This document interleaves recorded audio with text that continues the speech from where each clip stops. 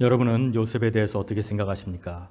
사실 요셉은 불평할 수밖에 없는 모든 이유를 다 가진 사람이었습니다. 요셉은 어린 시절에 어머니를 잃었습니다. 어머니 라헬은 동생 베냐민을 낳다가 산고로 돌아가셨습니다. 그는 어미 없는 자식으로 이복 형들의 시기와 질투를 받으며 자랐습니다. 아버지 야곱이 아무리 사랑을 주셨다 할지라도 그보다는 서러운 순간들이 더 많았을 것입니다. 형들과 하루 종일 뛰어놀고 해질녘 다들 집으로 돌아갑니다. 형들의 집에는 어머니들이 계셔서 따뜻히 맞아주었을 것입니다. 그러나 요셉과 베냐민의 집에는 그들을 맞이해줄 어머니가 계시지 않았습니다. 아무리 아버지 야곱이 그들을 이뻐해 보아야 무슨 소용이 있었을까요? 어머니의 빈자리를 채워줄 수는 없었을 것이기 때문입니다. 인간의 성장 과정에서 어머니의 사랑은 절대적입니다. 한 사람의 성품이 개발되는 어린 시절에 어머니가 미치는 영향은 지대합니다. 그런데 요셉은 너무 어린 나이에 어머니를 잃었습니다.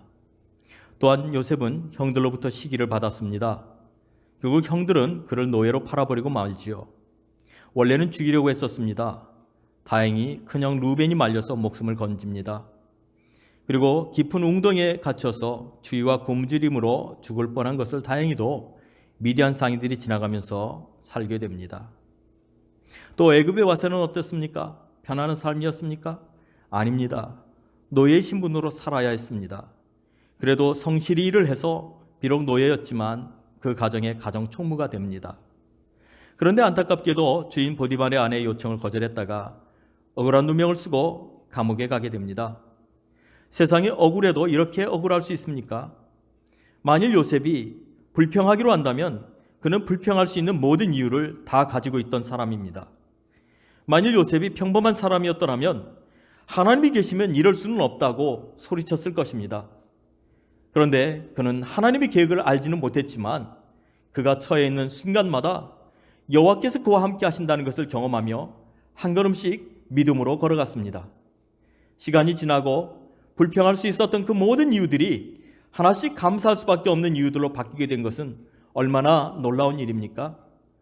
그가 만일 애굽에 갈 수 없었더라면 그가 국무총리가 되는 것은 고사하고 그와 그의 가족은 기근으로 인해 굶어 죽을 수밖에 없었을 것입니다.